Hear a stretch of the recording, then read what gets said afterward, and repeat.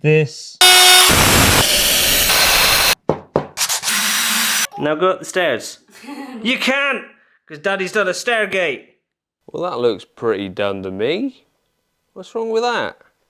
Now, if any of you have ever done any kind of DIY project before, whether big or small, you've probably done exactly what I've done here. Got to about the 90–95% done level, love what I've done and thought that's really, really good. And all those little bits that need finishing off, I'll do in a few days or next week. You sure about that? You sure about that?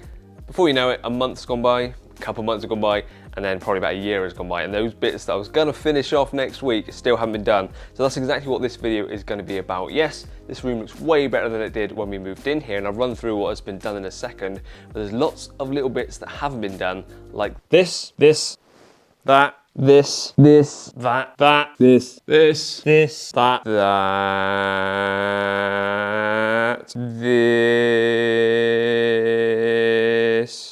that, and this.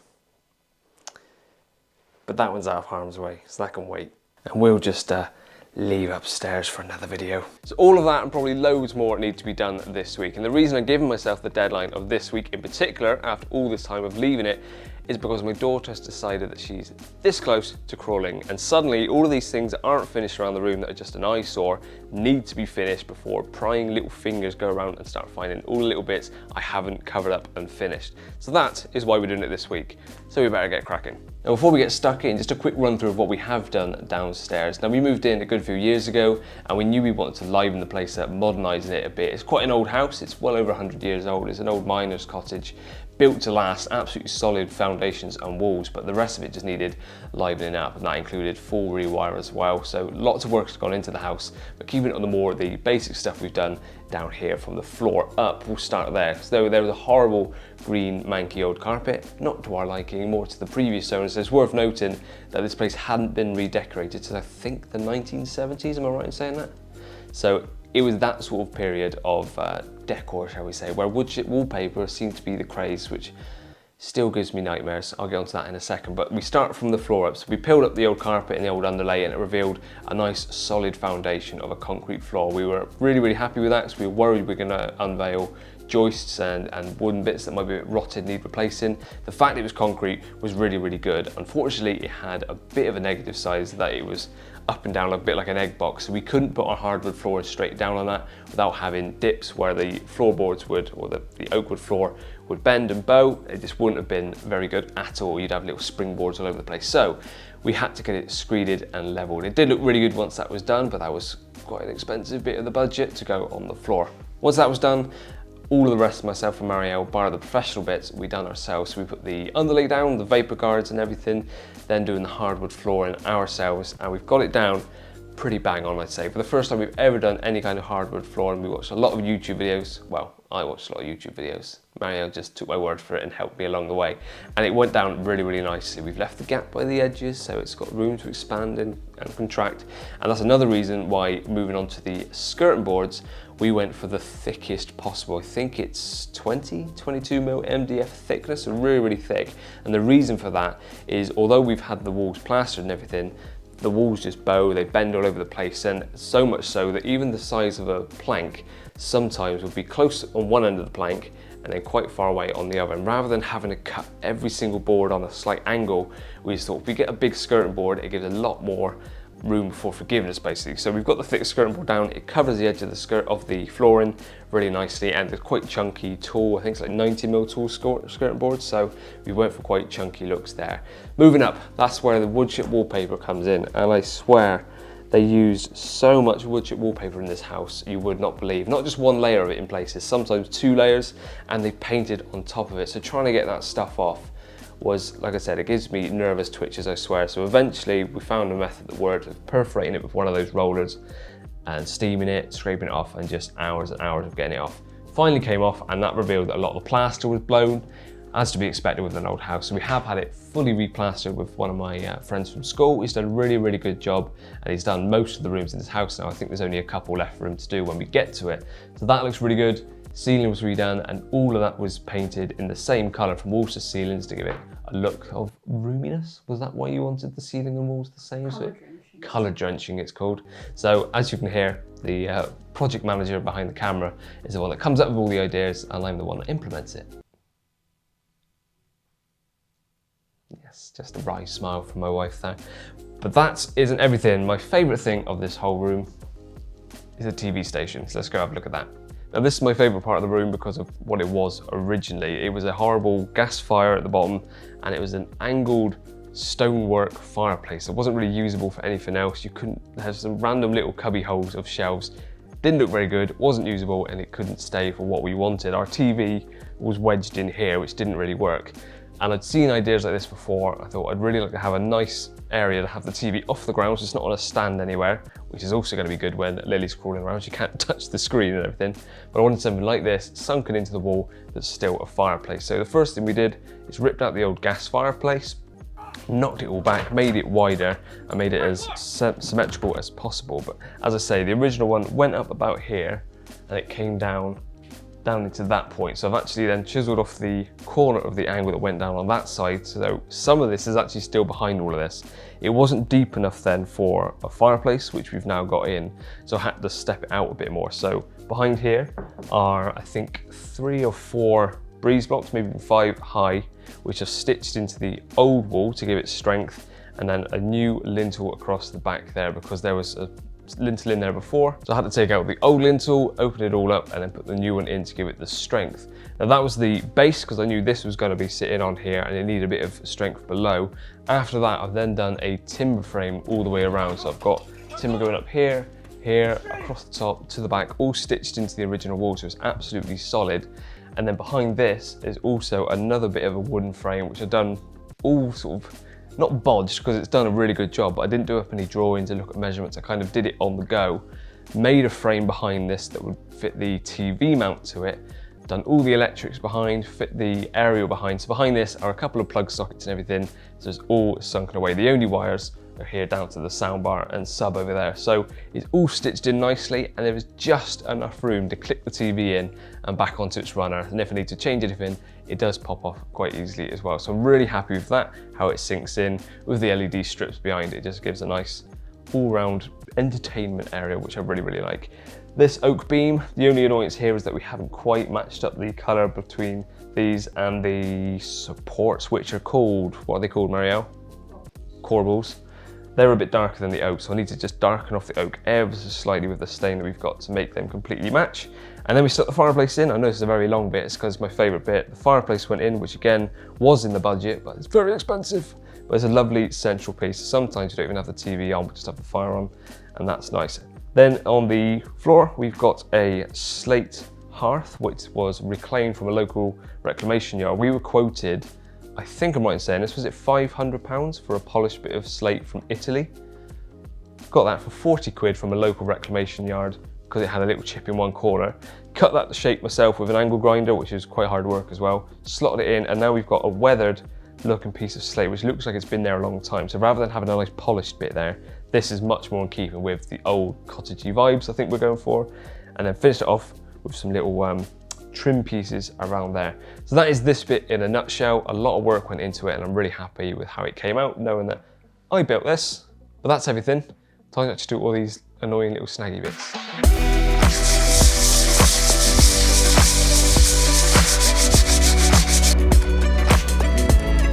So there's number one. That's taken 2 minutes to sand flat. All I need to do now is roller paint over it.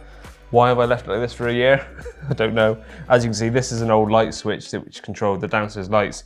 We've moved over to two-way switch and everything for upstairs, downstairs, the dining room light. We also switched from ceiling lights to wall-mounted lights, or wall lamps, all the way around, other than over the dining table, and all of which are controlled by Alexa, smart lights off. Just so we could, and we're lazy. Alexa, smart lights on.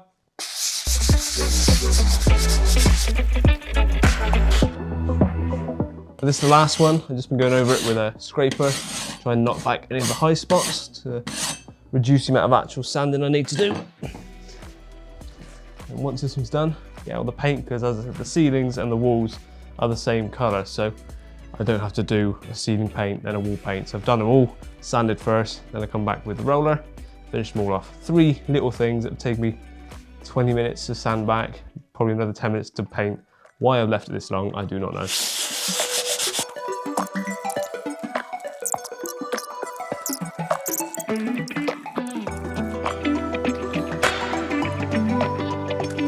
Perfect. Thankfully, we've got a little bit of the paint left from when we did it all. I think we got through probably about 5 tins of this to do all the ceilings and walls and multiple coats using the paint sprayer, which you would have saw in the DIY upcycling video I've done.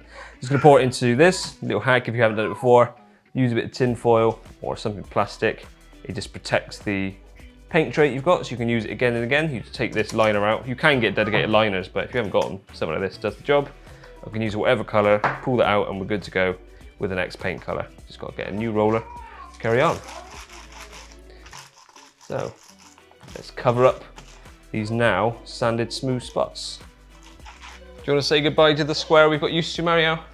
Bye-bye. Bye-bye, square. It's been there all of Lily's life. Bye-bye. Sorry, find it's the wrong color. Onto the first light hole, and then we'll come back to this once it's dry and do another coat. Right, Lily, you can crawl now because Daddy's finally painted the light hole patch 8 foot above your head, all right? Yeah. You can watch me do it if you want. You've known this all your life. And there it goes. Say bye-bye. Belly flop. But I'm not joking, you can see she is very, very close to crawling. Is it gonna happen now, live on camera? No. Go on. Ah. Oh. While those 3 spots dry, I'll use a bit of the paint to touch up on the inside of the fireplace, because a year of, well, 1 winter's use of logs and using the glove and things, just soot's got onto it. So just to liven it up a bit, just touch it up. Make it look fresh, ready for the winter ahead. And once I've sanded back all the little bits of filler on the skirting board, I just need to come back and just do the proper colour on this. Again, why I left it like this for as long as I have. As of all of it, I have no idea, because that's a 2-second job. But hey ho, here we are making a video about it all. Plaster in here was the hardest bit, and it had to be a different kind of, well, it's a sanded cement mix with a load of lime mortar in there as well, because for the heat that comes off this log burner, you don't want normal sanded cement, I think it was. So I did do a bit of research. I put quite a bit of lime in there as well, so it's breathable, it can expand and contract. And we've had 1 winter of loads and loads of fires, hot and cold, hot, cold, hot, cold, and we've had 0 cracks, so it's done the job. Unfortunately, it rained yesterday, so that put an end to my plans of painting the skirting board outside. Today, it's looking much better, so hopefully I can get on with the skirting boards. Now this side is where it's gonna obviously come to an end. I can't fit a skirting board this side, because the door needs to swing open. So when it comes to the end piece, what I've done upstairs, which I'm not really happy with, and I may change one day, having said that, I probably never will change it, I just shaved it down to flat, so I tapered it down till it went to flush to the very point. Instead, because this is a very frequently seen area, I'm going to try a different method, which is where you cut a right angle out of the one piece, and then a right angle out of the piece that goes along.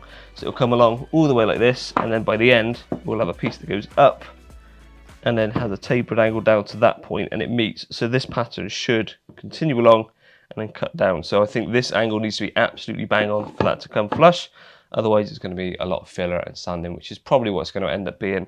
I'm going to try that method here first. And the reason I'm not doing skirting board all the way along down the back of this radiator is because the plan is we're going to come out from here with a bench seat. Mario's currently sat on this cabinet, which is what we made for Lily Toy Box, didn't we? He was very close to crawling. Even this morning you made progress, haven't you? Yeah. So because we're sitting here quite often, we got a lovely view out in the garden. We want someone to put toys and things. We're just going to extend this and make it more of a bench seat around here. So it's never going to be seen that there's not skirting board all the way behind the radiator to the other end, which is why I'm only doing this bit. And of course the hallway from the front door through into the living room, that really needs doing, just because the plaster is coming away. It's a horrible little hallway which we need to sort properly at some point, but for now we just need to make sure that the bottom is covered with skirting board so that little fingers don't keep picking away at the plaster. Sound like a plan? And the sun's out. Glorious. Right, so let's go cut this to shape first, and then I'll start doing some sanding and priming. Well, much like yesterday, the weather's had other ideas. I turned the camera off, brought everything out, and then the heavens opened for like about an hour. So the first part of the video you've just saw, I've just used the hour while it's raining to edit up. Now we're ready to get started with actually cutting some of this skirting board down to size. So I've got the tools I think I'm gonna need. What I'm gonna do first is cut the angle, because I really want to get that one correct, and then the rest of it should be fairly plain sailing. There we go. So that's the way it's going to be looking. So the angle needs to be that way. So that's the line I want to be cutting on, not that one. So ignore that one. So once that's cut, that's not right either. It needs to be down to the corner. God, I'm getting this all wrong. There is where I want it. This is why you measure or draw 3 or 4 times before cutting. That's the line I want to cut. Not that one, not that one. So that when that's the right way round, that's it. Floor up, there should be an angle at that, which is what it is. So this is the line I need to cut. To cut that neatly, there, I need to use this as my guide and cut along. So let's try and secure this piece of wood down, because I got a massive old saw, which weighs quite a lot. I need to get a battery one really, but this was a marketplace jobby when I was on a budget, starting all the house renovations. Does the job. I want to cut along there like that. 1 hour later.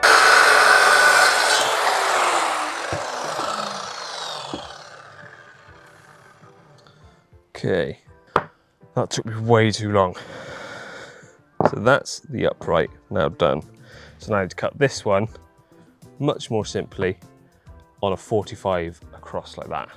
That I can do, and then I can just cut it to the right length. But that took me way too long to cut one piece, but hopefully that means there's no mistakes there now.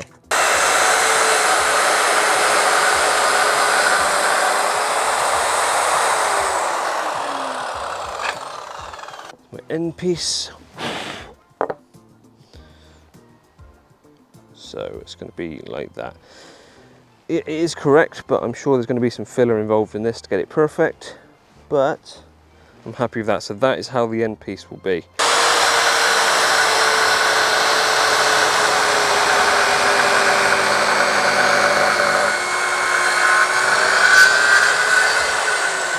I've ended up doing way more than I planned when I started this video, but it does mean that once this is done, all the skirting board is done and I don't have to come back to it at a later date. Now, before I prime this, I'm actually going to use water just on its own on the top of it. And the reason for doing that is every time I use the water-based undercoat that I've got, it obviously loosened up the fibres of the MDF and made it go really rough, and then I was having to sand that back. I was wasting paint. So my idea is that I put water on it first, get those fibres to lift up. It should dry pretty quick because it's sunny and windy today, then come back and sand it straight away, and that should knock back the fibres which like to stand up when I put the water-based paint on. Once that's knocked back, I'm hoping that then putting the water-based paint on, it doesn't do the same and I don't have to do as much sanding when the primer goes on, so it should give me a better finish. I may be completely wrong, but it is something that I just learned on a video I watched the other day from John Malecki. If you don't watch him, this is a shout out to his channel. Not that he's going to get much gain from my channel, but the other way around. I've watched him and I got loads of different tips and tricks from his woodwork, and he was doing some chopping boards this week, and that's how he got back to a really nice smooth finish, was doing a water coat to get those fibres to release, then sanding them back, making it nice and smooth. Get the other little bits of dust off which we've been gathering, because these have been sitting behind the sofa. I think we're good to go. Spray on some water, let it dry and come back and sand. So that seems to have worked really, really well. And I gotta say, I'm super happy with how this joint has come out. I mean, I can see it on the back here, but you're never gonna see that. But on the front, that looks so clean and so smooth. Once that's painted, you're never gonna see that line there. So really, really happy with how that's come out. The rest of it's all ready to go. So it's time to put some primer into the sprayer, which is water-based, and hopefully I don't get those fibres popping up again, which means I'll need to do a load more sanding. Hopefully that's pretty much it done. Get the paint on, a couple coats of primer, then we'll start with the colour.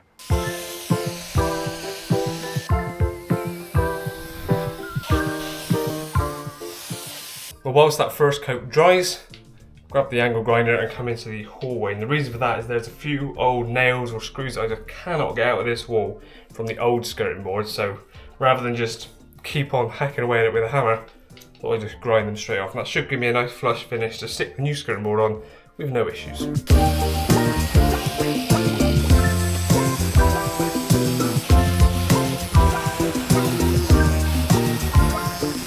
Well, that was sketchy, but it worked.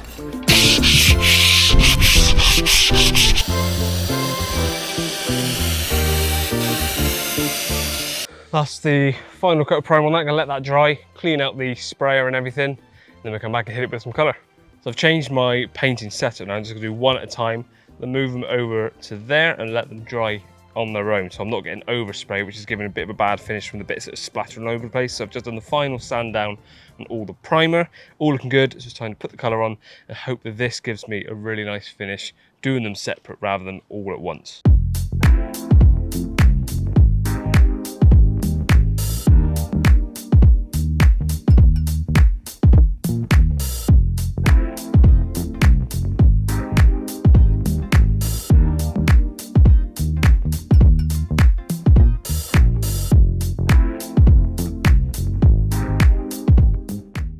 Well, the nozzle got blocked up on the last two, had to clear that out, and once that was done, it went on nicely again. I could tell that something was up, it was getting less and less paint, and sure enough, a little bit of paint had globbed up in the nozzle, and we're stopping anything from coming through. So that's 2 coats on, and I reckon that's going to be enough. Looking really good. So let these dry, and we'll probably mount them tomorrow, because I think I'm going to run out of time to do them today, but at least the painting part is done, which is very much the longest part of it all. We're now on to day 3 of skirting boards. It takes a lot longer with a little one, believe me. Marielle's getting her hair done, so I'm home alone with Lily. She's currently asleep, so I have to keep checking the baby monitor, because hopefully I've got 30 minutes or so between now and her waking up to finish this room at least. I've already stuck the skirting board here, which is to my left between the bathroom and the kitchen, and a bit behind the camera, which is from the kitchen to the hallway door that goes into the living space. I'm very much aware this room or hallway is a pigsty. It's very much polishing a turd type situation. It needs completely gutting and re-changing around. The walls are blown, there's cracks everywhere. This is just a case of making it so that when she's crawling around, she can't get her fingers into all the loose plaster and pick away at it. So once these are slapped on, I'm just gonna fill all the massive holes with cork and leave it and call it a day for now. It's not nice, it's not pretty, but it gets the job done. This is the long section, which I cut yesterday at 45 to 45, which I put together here. The skirting board fits behind the radiator, which is ideal. I'm going to slide this longer piece back that way a little bit and stick this piece first, because this is relatively flat and straight. So once that's in position, I can then glue the longer piece and push that up against this joint to make it as snug as possible. And as with all the other walls in this house, it's bendy, it's all over the place. So where it's flush at one point, you look down there, and there's probably, there's over an inch of daylight between the skirting board and the wall down that end. So it's going to be a lot of trying to push this into the wall to try and make it snug as possible. But I'm under no illusions that I'm going to be coming back and using probably a cork gun per foot to try and make this look somewhat presentable, which is what the most of the house is like anyway. That's enough rabbiting on. She's still asleep, so let's get these glued up and move on to the rest of the room.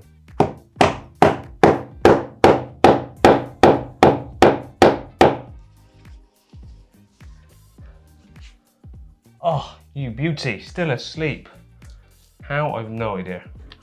This is the most bodged clamp I've ever done. Right, hold that in position there so you don't slide. Pump this one. There we go. It ain't pretty, but it works.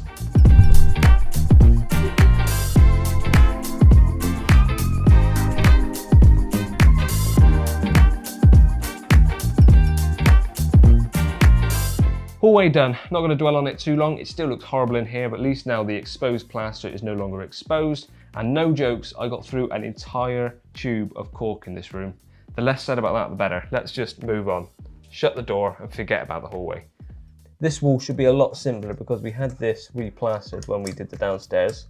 So the walls are flatter, straighter, more regimented. So I should be able to glue this on no problems. I hope I haven't jinxed it by saying that, but I'm pretty confident this will go on really easily.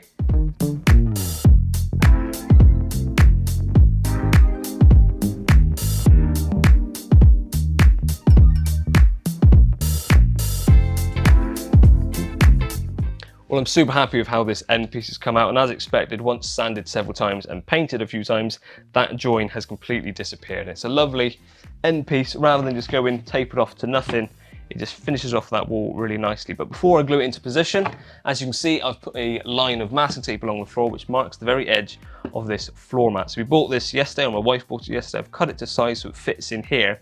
But what I'm going to do is actually use my multi-tool and cut into my beloved oak wood floor, which was very expensive. So I've only got one chance to get this correct. Cut into that, and it should be a case of just lifting those floorboards that are here up. And then this mat will sink into the floor about the same height as what the floorboards are. So this should theoretically end up being the same height as the rest of the floor. Time to grow a pair, turn on the multi-tool and cut into there. My ear defenders are in the shed, and rather than going and get them, I'm just gonna stick these on and it should take the edge off. Wish me luck.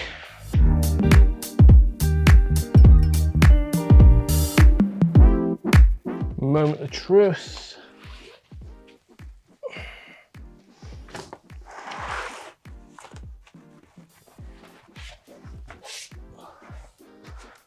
That is about bang on. Goes there. That looks nice. I think a little trim piece would finish that off, but for now, that is enough. All right, let's glue this up. We're now on to sanding and painting.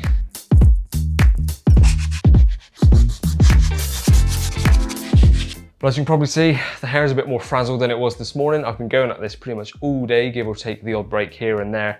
It's time to now go around with paint. All the sanding is done, so I'm gonna go around with probably one lot of paint. Should do it, because there's only little touch-ups here and there with either the roller or the brush for some of the smaller areas, and that should be it done, skirting board related.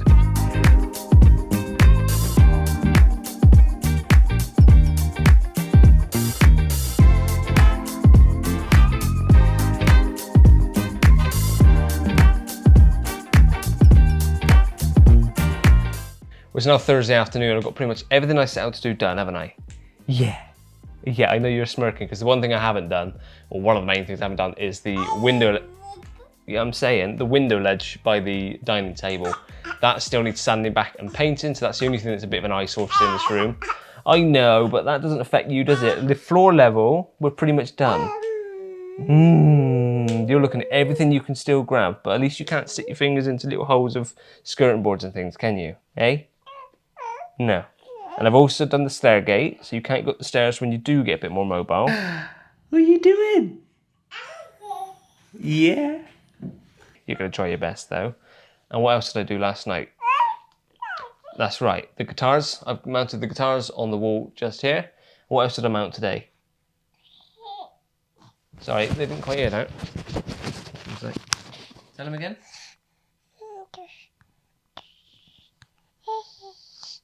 You gone shy?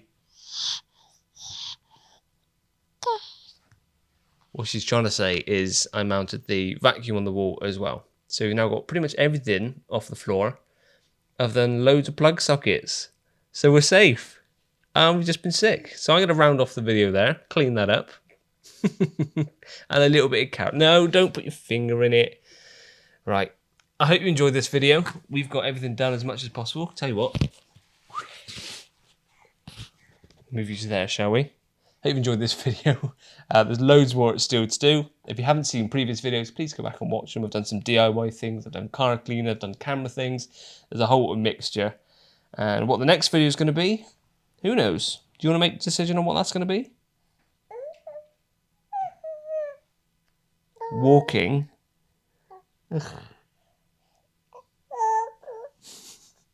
See you in the next one. Curly out. How have you been doing today? Been a tough day, is it? I'm pretty sure that was the same answer. You've got a bit of a cold at the moment, haven't you?